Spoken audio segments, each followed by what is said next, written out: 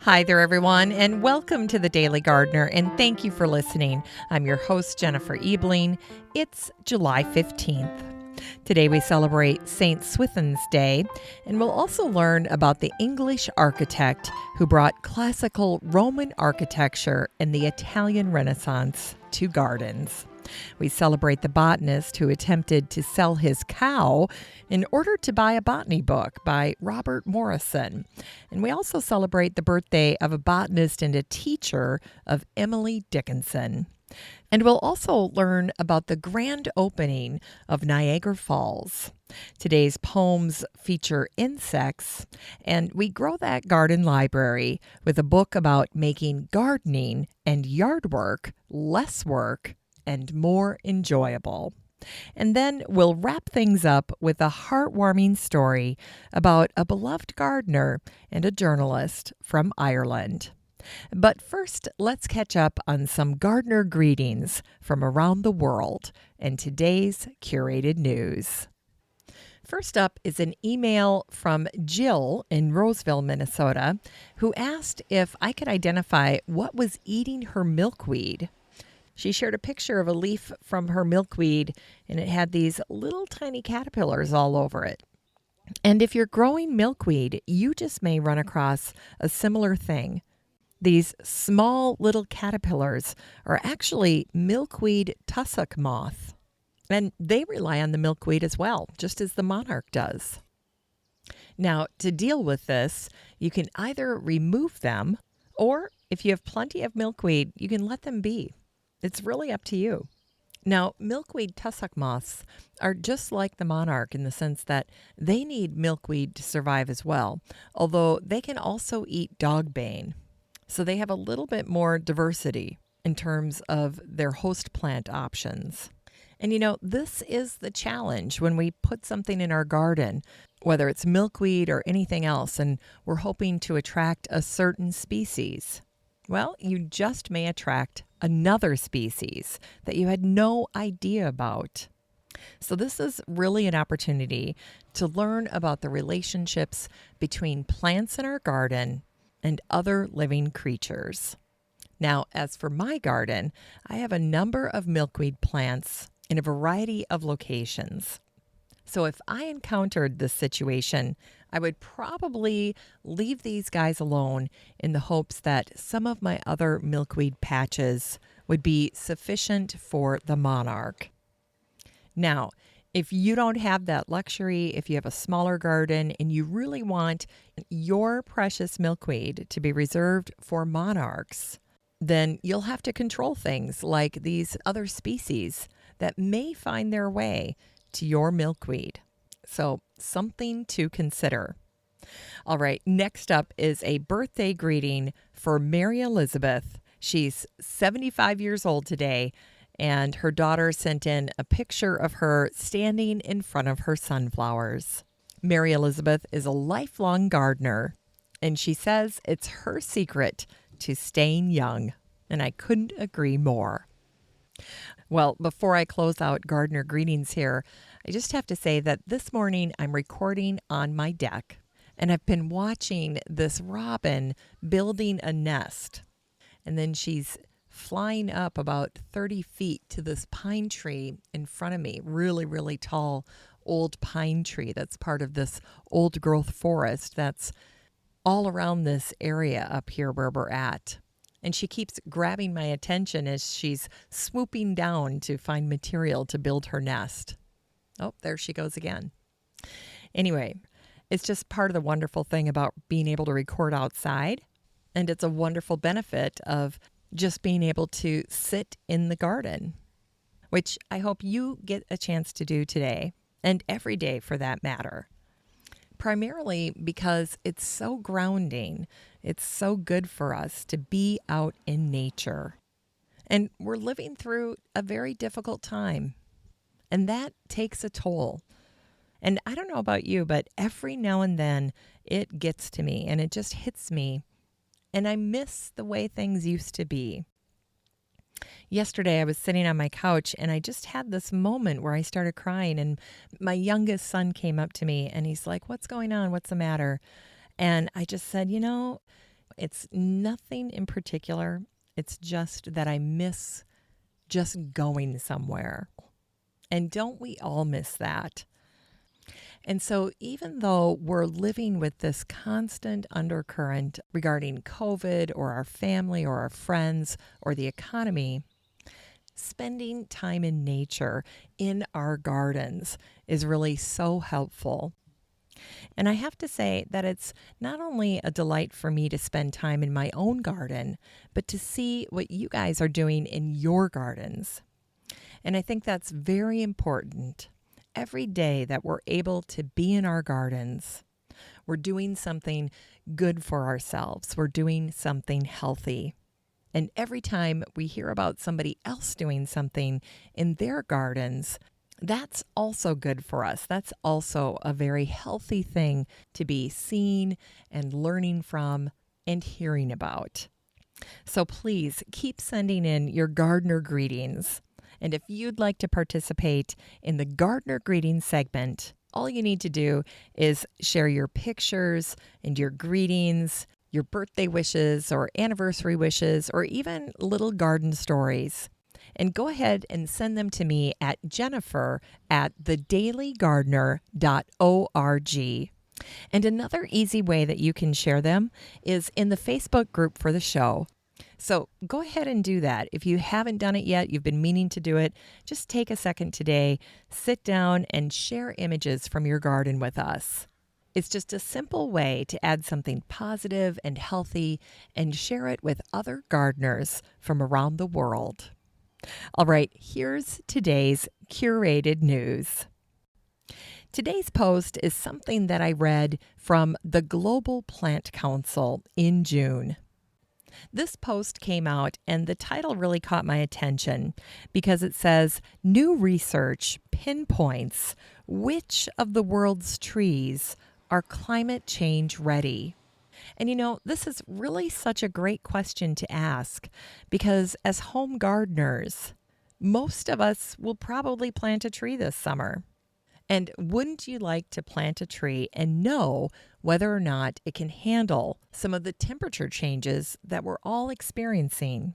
Well, for this information, we owe a debt of gratitude to the botanists from Trinity College in Dublin. In this post, they share that they've discovered that evergreen species, Christmas trees, holly and ivy, are more climate change ready in the face of warming temperatures than deciduous trees, big-time water consumers like the birch and the oak. And here's what they wrote. Remarkably, we found that with rising CO2, evergreen trees and shrubs are more efficient in using water than deciduous plants in cooler climate locations. That said, there's no evidence for such a pattern in parts of the world with warmer climates. And they write, the reason for the detected differences in the evergreen and deciduous plant responses to climate change lies in their leaf texture. The leaves of evergreens are generally thicker and sturdier than deciduous plants in cooler climates. If you took those two trees and you were in a warmer climate, you would see less of a difference in terms of texture between the leaves. So just something to consider as you're planting trees on your property or as you're assessing your property to determine how well it can handle changes in climate over the coming decades.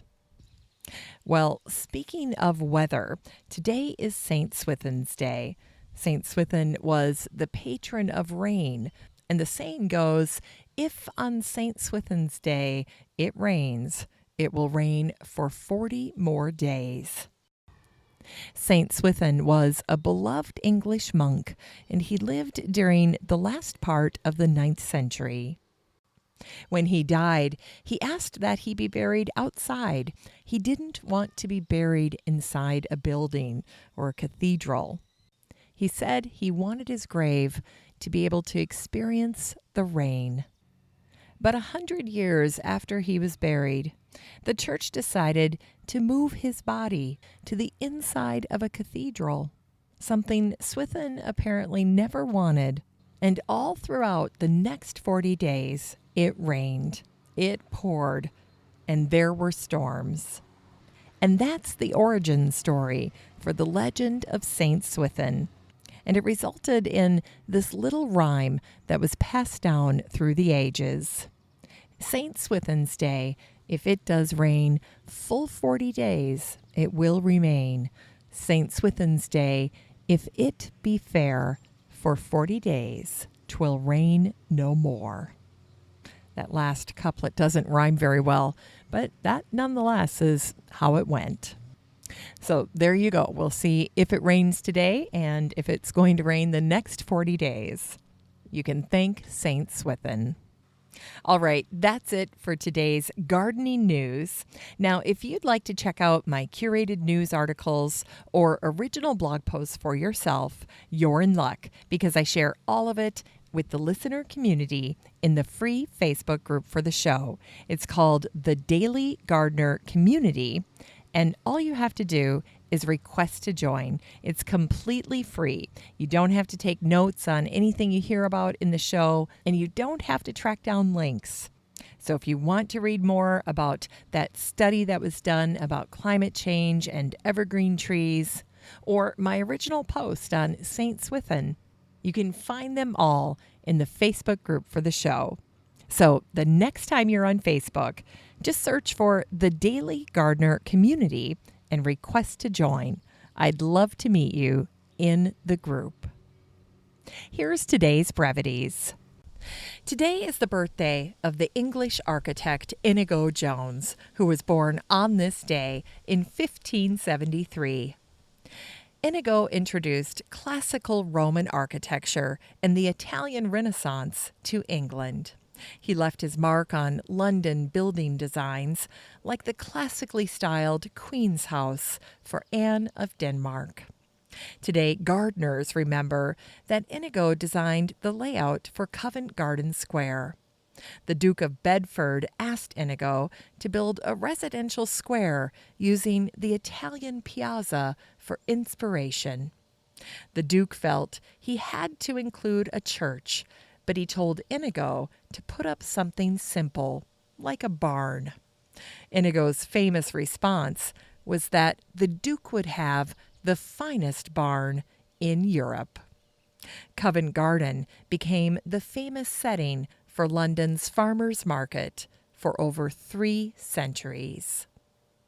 And today is the anniversary of the death of the botanist John Wilson, who died on this day in 1751. It was John Wilson who first attempted a systematic arrangement of the plants of Great Britain in the English language. From an occupational standpoint, John was a shoemaker and then a baker. And there's a little story that's often told about John with regard to his love of botany. Apparently, John was so intent on learning about botany that he almost sold his only cow to buy a book written by the Scottish botanist and taxonomist Robert Morrison. The transaction would have almost certainly caused John's financial ruin had a neighbor lady not purchased the book for him. And there's another story that reveals John's self-taught botanical expertise and personality. John had traveled to the county of Durham, where he met a man who enjoyed growing rare plants. Certain he could beat John, the man challenged him to a plant naming contest. To his shock and dismay, John was able to name all of the rare specimens in his garden. When it was John's turn, he looked around and grabbed a wild herb growing nearby, which the man simply dismissed as a weed. John stated that the word weed was not sufficient, and he said that the man's answer proved he was merely a gardener and not a botanist. And that's how John Wilson ended up winning the contest. And today we celebrate the birthday of Almira Hart Lincoln Phelps, who was born on this day in 1793. Almira wrote about nature, and her textbook, Familiar Lectures on Botany, was first published in 1829. Almira taught at Amherst Academy, and her textbook was undoubtedly known and used by Emily Dickinson, who was a student there. The following quotes show us that Almira was hip to the idea of mindfulness over 200 years ago. Here's what she wrote.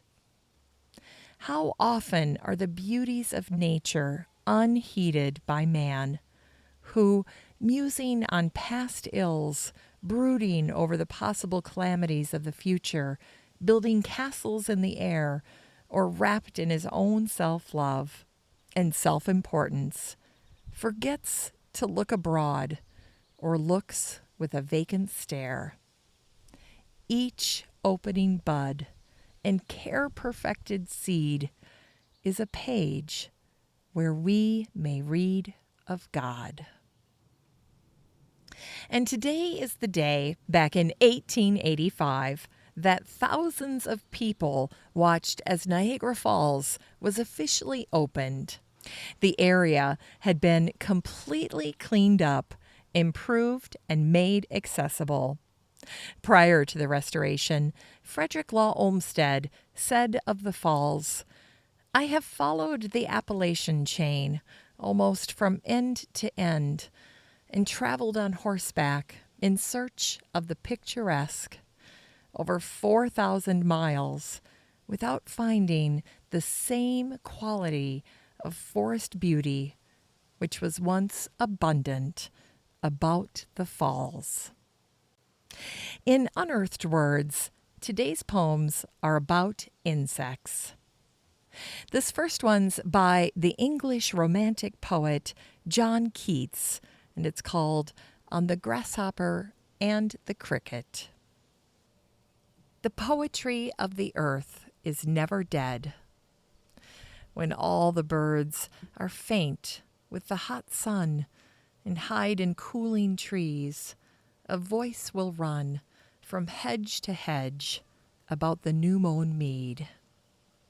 That is the grasshopper's. He takes the lead in summer luxury. He is never done with his delights, for when tired out with fun, he rests at ease beneath some pleasant weed. The poetry of the earth is ceasing never.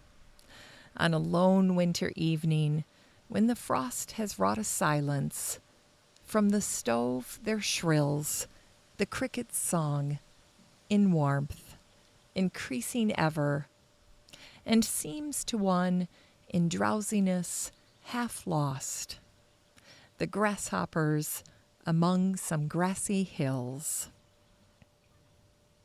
This next piece is from the Danish-American author and illustrator Niels Mogens Bodecker. It's called Midsummer Night Itch. Mosquito is out. It's the end of the day. She's humming and hunting her evening away.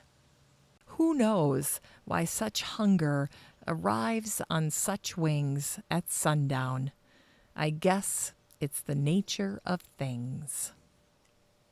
It's time to grow that garden library with today's book, How to Cheat at Gardening and Yard Work by Jeff Bradenberg. This book came out in 2009, and the subtitle is Shameless Tricks for Growing Radically Simple Flowers, Veggies, Lawns, Landscaping, and More. Jeff Bradenberg outlines basic tips for beginning gardeners. He says the right tool can save you time and save your back. That doing less for your lawn actually means a better result. And why planting a diversion crop cuts down on your pest patrol efforts. And that ground covers and foliage plants are no-hassle solutions for weedy flower beds. This book is 384 pages of tips and tricks, and it's all shared with today's gardener in mind. You can get a used copy of How to Cheat at Gardening and Yard Work by Jeff Bradenberg and support the show using the Amazon link in today's show notes for around $2. Finally, here's something sweet to revive the little botanic spark in your heart. Today is the birthday of the Irish practical gardener and journalist, the passionate William Robinson, who was born on this day in 1838. It's been fun researching William Robinson, and I came across many different accounts of a story about his early days in horticulture. This gem was particularly memorable, and I thought you'd enjoy hearing about it. When he was young, William Robinson was working on the estate of an Irish baronet. One cold night, the fires for keeping the greenhouses warm failed. The reason is unclear. Whatever the particulars, whether he argued with his boss, forgot to tend the fire, or acted in revenge, the result was that the tender plants in the greenhouse died. That night, William left, and he walked all the way to Dublin, which he did not reach until the following morning. When William arrived in Dublin, he asked for a Dr. David Moore, who was head of the botanical garden. And when they met, he asked him what he should do. Well, Moore must have liked William because he offered him a job on the spot, but not with the greenhouses. Instead, William was put in charge of herbaceous plants, plants that die back in the winter and return in the spring after their season of rest. No greenhouse required. These plants also included English wildflowers. In any case, the truth remains that William Robinson, forever after, did not care for greenhouses, and he did not allow them at Gravetye Manor. Thanks for listening to The Daily Gardener, and remember, for a happy, healthy life, garden every day. The Daily Gardener is produced in lovely Wyoming, Minnesota with the help of Paige Mance, Brooke Bierbaum, Kiana Rayleigh, Maddie Doyle, Natalie Decker, and Eric Begay. You can find The Daily Gardener on all your favorite social media. You can follow the show on Instagram, and listeners always have a standing invitation to join the free Facebook group for the show. Just search for Daily Gardener Community the next time you're on Facebook and request to join. All the stories and books that are featured on the show can be found over at thedailygardener.org, thedailygardener.org. And while you're there, be sure to sign up for my free Friday newsletter. Last but not least, you can share your own gardener greetings on the show by emailing me at jennifer@thedailygardener.org. I'm your host, Jennifer Ebling, and as always, have a great day in the garden, and we'll see you tomorrow.